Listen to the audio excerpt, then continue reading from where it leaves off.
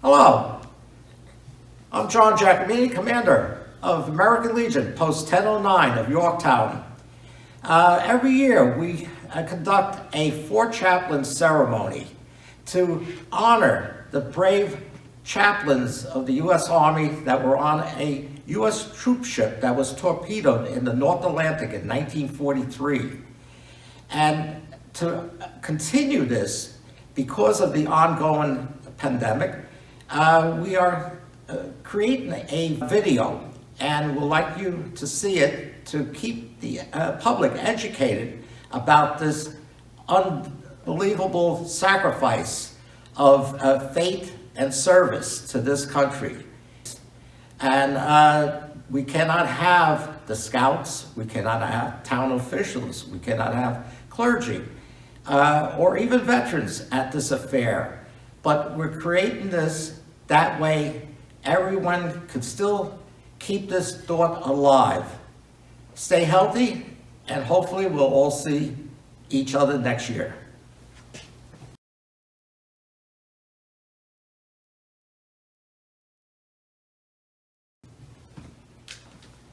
Please stand for posting the colors. More! Left. Left. Left. Left. Up! To the right! Peace!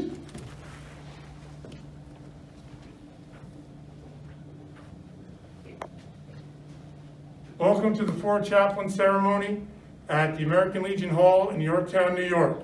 We are the Mildred E. Strang Middle School Living History Club. We are here to salute service members from the past and the present. We are also here to salute our first responders here in Yorktown and around the country. Present arms!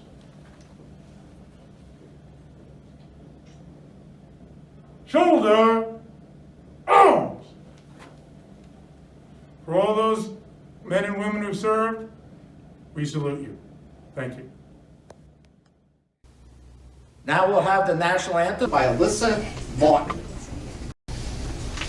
Oh, say, can you see by the dawn's early light what so proudly we hailed at the twilight's last gleaming, whose broad stripes and bright stars through the perilous fight o'er the ramparts we watched were so gallantly streaming, and the rocket's red glare, the bombs bursting in air, gave proof through the night that our flag was still there. Oh, say does that star-spangled banner yet wave o'er the land of the free and the home of the brave? We will now have the Pledge of Allegiance. I pledge allegiance to the flag of the United States of America and to the republic for which it stands, one nation, under God, indivisible, with liberty and justice for all. We will have remembrance of the POW MIAs.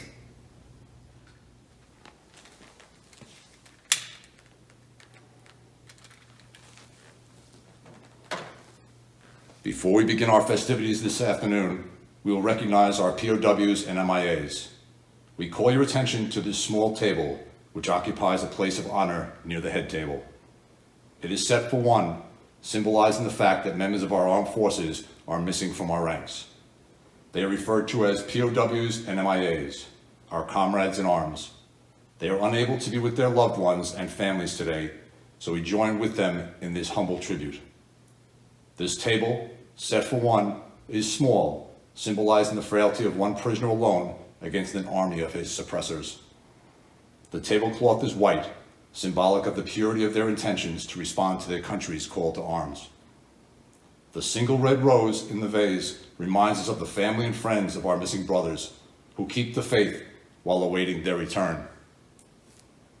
The red ribbon on the vase represents the red ribbons worn on the lapels of the thousands who demand with unyielding determination a proper accounting of our brothers who are not among us today. The slice of lemon on the plate reminds us of their bitter fate. The salt sprinkled on the plate reminds us of the countless fallen tears of families as they wait. The glass is inverted. They cannot toast with us this day. The chair is empty. They are not here. The candle is reminiscent of the light of hope, which lives in our hearts to illuminate their way home, away from their captors to the open arms of a grateful nation. Let us pray to the Supreme Commandant that all of our comrades will soon be back within our ranks. Let us remember. What is a chaplain? Perhaps you'll ask. What is the difference between a chaplain and a minister, a priest, or a rabbi? Well, chaplains are ministers, priests, and rabbis, but their responsibility for more than one church or parish or synagogue. A chaplain has wider duties, for he's enlisted in the armed forces of the United States. He is assigned to a military unit and goes into action with them. He is unarmed, and his job is to take care of the religious needs of the military personnel with whom he comes in contact with, and to bolster up their morale in the hour of need. A chaplain is on tap day and night in all kinds of weather. He moves from one danger spot to another, but he has no way of protecting himself from an attack by the enemy. A chaplain must always be willing to go even further than armed men. He must always be ready to go beyond the call of duty.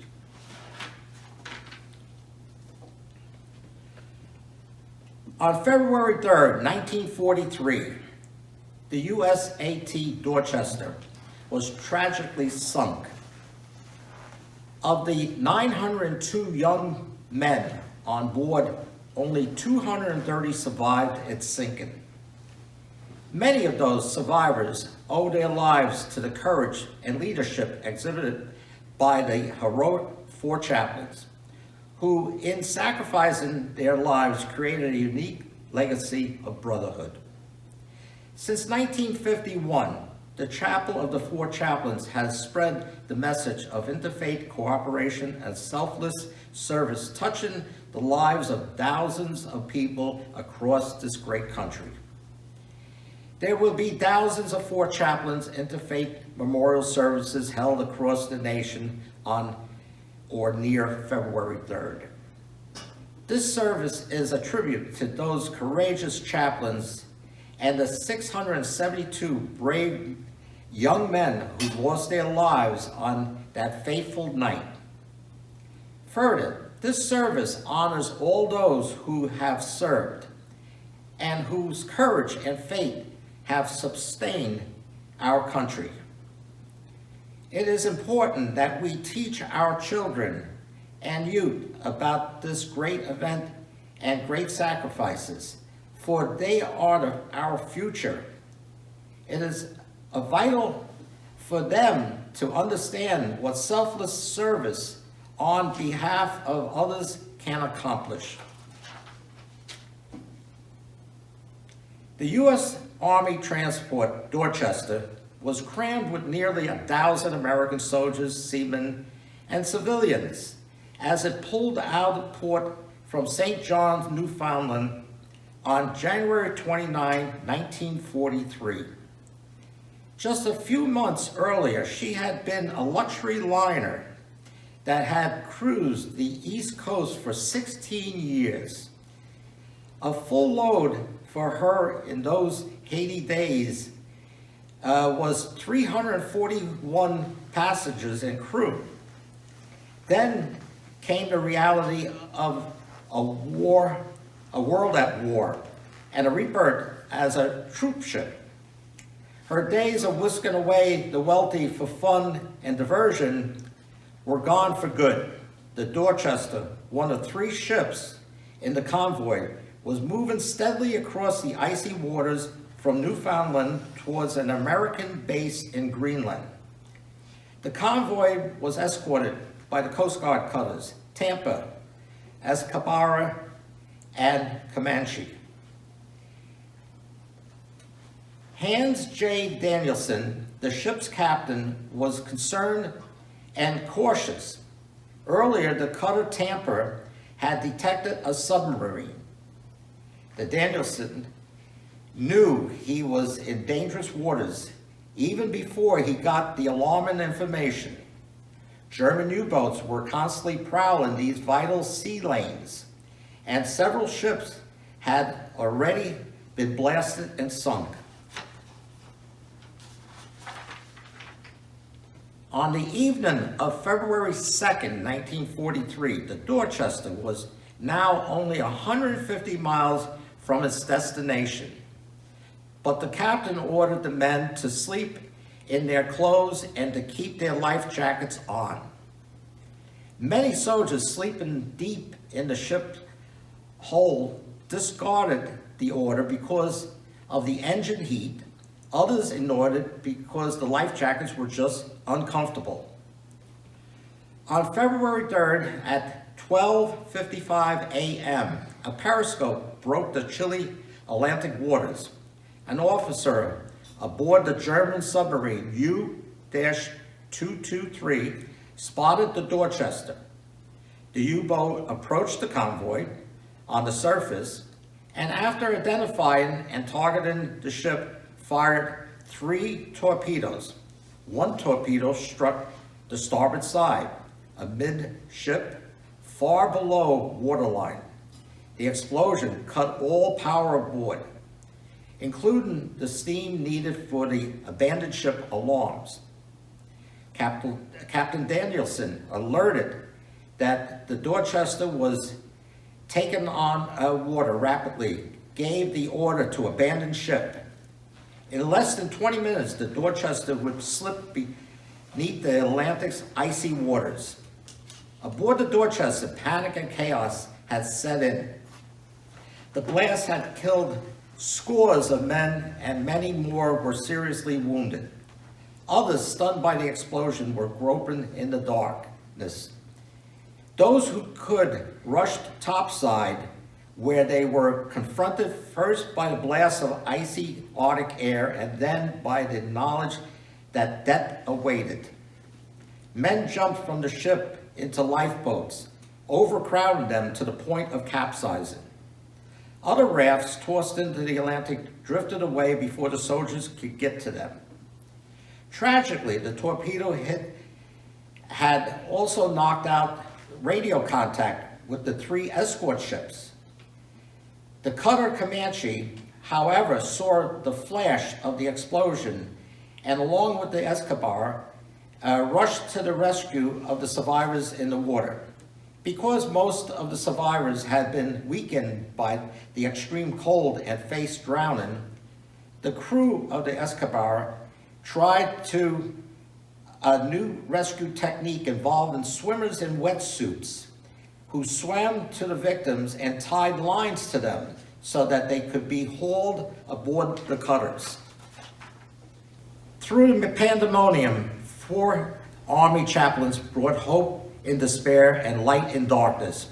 These chaplains were close friends. There was John Washington, a Catholic priest from New Jersey. Clark Poland of Michigan, a Dutch Reformed pastor whose father had been a chaplain in World War I. And Alexander Good, a Pennsylvania rabbi and son of a rabbi, and George Fox, a Methodist minister from Vermont who served as his state's American Legion chaplain. The chaplains started organizing the men. They handed out life jackets from the storage lockers, helped people put them on, and then led them to a place where they could jump off the ship and not be hurt. When they ran out of life jackets, the 4 chaplains, without hesitation, just simply took off their own jackets and placed them on the next man in line. It was the finest thing I have seen or hope to see this side of heaven, said John Ladd, another survivor who saw the chaplain's selfless act. One witness, Private William B. Benner, found himself floating in oil-smeared waters surrounded by dead bodies and debris.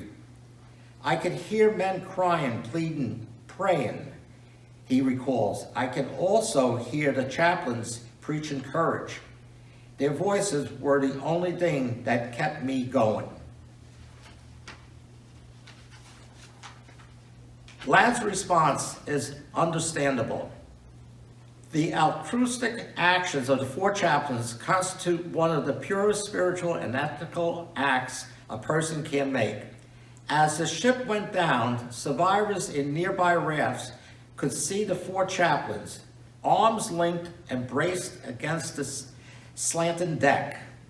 Their voices could also be heard offering prayers. Of the 902 men aboard the Dorchester, 672 died, leaving 230 survivors. When the news reached the Americas shores, the nation was stunned by the magnitude of the tragedy and the heroic conduct of the 4 chaplains. The valor is a gift, Carl Sandburg once said. Those having it know for sure whether they have it until the test comes. That night, Reverend Fox, Rabbi Good, Reverend Poland, and Father Washington passed life's ultimate test. In doing so, they became an enduring example of extraordinary faith, courage, and selflessness. The Distinguished Service Cross and the Purple Heart, awarded in posthumous service December 19, 1944, to the next of kin by Lieutenant General Somerville, Commandant General of the Army Service Forces. A one-time posthumous Special Medal of Heroism was authorized by Congress and awarded by President Eisenhower on January 18, 1961. Congress had attempted to confer the Medal of Honor, but blocked by stringent requirements that required heroism be performed under fire. The special medal was intended to have the same weight and importance of the Medal of Honor.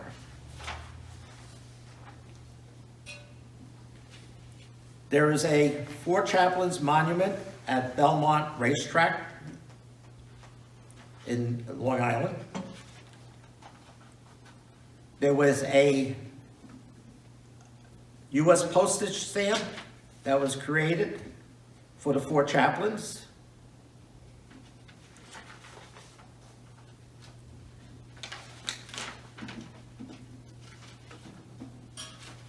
And there is a plaque at Grant's Tomb in New York City.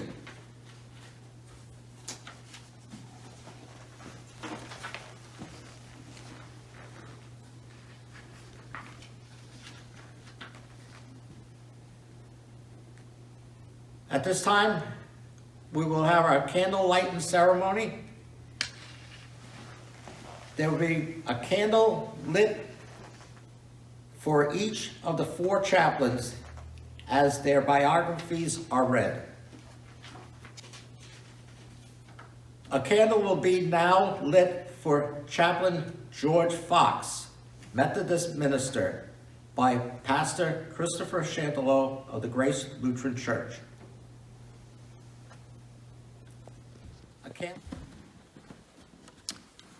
I light this candle in memory of Chaplain George L. Fox.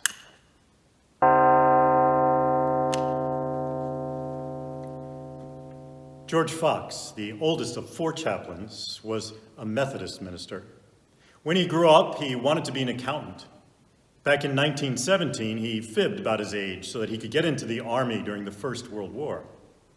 Although he was only in his teens, he won the Silver Star for rescuing a comrade from a battlefield filled with poison gas.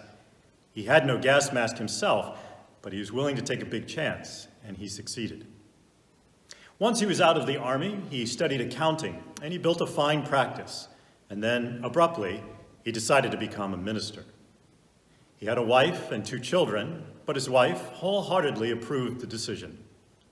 He was from Vermont, and when he had his own church, he was nicknamed the Little Minister, because he was only 5 feet 7 inches tall. When war came again, he once again enlisted, telling his wife, "I have got to go. I know from experience what our boys are about to face. They need me." Fox began active duty on August the 8th, 1942, and he served until that fateful morning of February 3, 1943.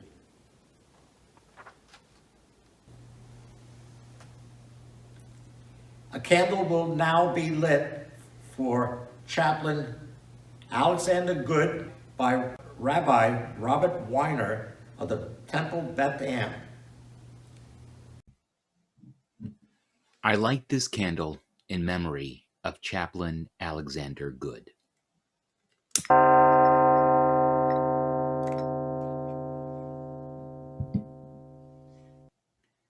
Alexander Good was from Washington, D.C. He was far too young to play a part in World War I. While George Fox was winning his Silver Star, Alex was receiving medals from Eastern High School. He was a first-rate tennis player. He was on the swimming team and track teams, and at the same time, he was a straight-A scholar. His father, who was a rabbi, expected that his son would become a trial lawyer.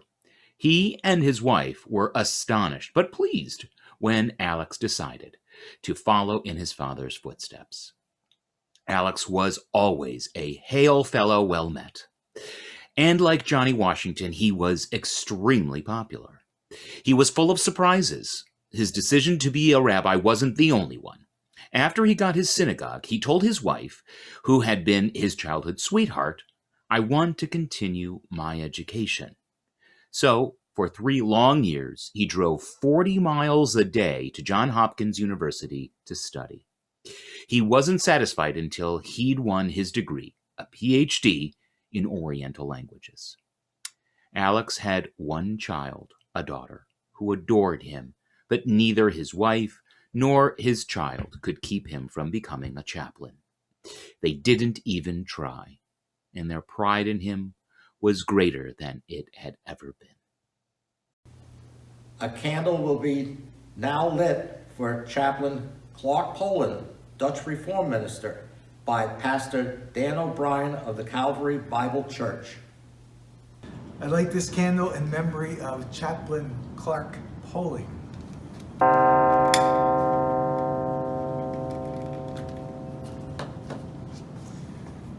Pastor Clark Poling was from Schenectady. He was from the old Dutch Reformed Church. He went to prep school studying to become a lawyer when quite suddenly he decided to be a minister. His father, Dr. Daniel A. Poling, was thrilled and delighted. Before making this great decision, Clark spent 2 years at Hope College in Holland, Michigan, and his last 2 years at Rutgers University in New Brunswick, New Jersey. He went on to take his BD degree at Yale Divinity School. When the Second World War came along, Clark, the youngest of the 4 men of God, said that he didn't want to be a chaplain. "I can carry a gun as well as the next guy," he told his father. "I don't intend to hide behind my church in some safe spot." Well, Dr. Poling, his father, made an issue of it. I think you're scared, he accused, or else you're whistling in the dark. Haven't you heard that the mortality rate of the chaplains is second only to the Air Force? You can't kill anybody, but you can get yourself killed. Clark also was married to a charming girl who helped him in his church work and his Sunday school, and took an eager part in his many activities. He had one small son who was nicknamed Corky, and every time Clark looked at him, he remembered his own happy childhood.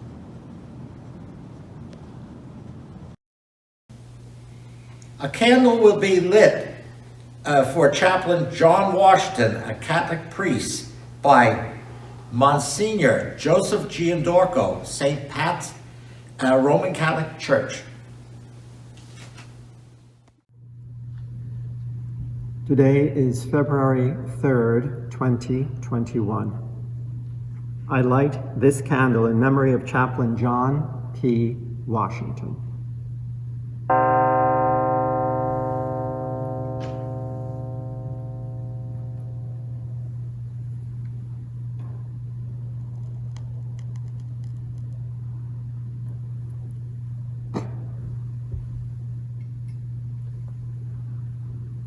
John P. Washington grew up poor, scrappy, and determined in the toughest section of Newark, New Jersey. One of 9 children born to an Irish immigrant family, he was blessed with a sunny disposition, a beautiful singing voice, and a love for music. He also loved a good fight and was leader of the South 12th Street Gang when he was called to the priesthood. He played ball with the boys of the parish, organized sports teams, and when war came along, went with his boys into the army. He began active duty on May 9th, 1942. His wonderful voice, raised in song and prayer to comfort those around him, could be heard until his final moments on February 3rd, 1943. Please stand for the rendering of honors. Hand salute.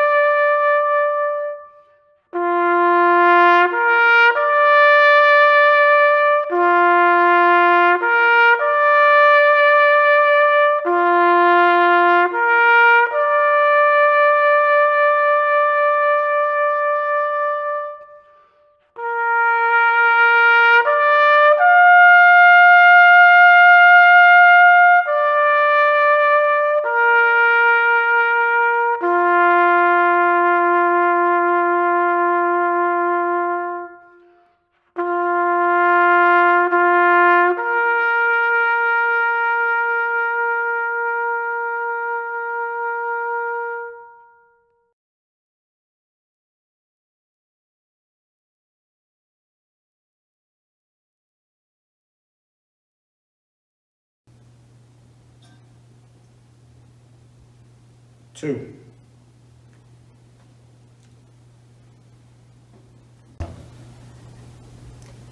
This concludes our Chapel of the Four Chaplain service. Thank you.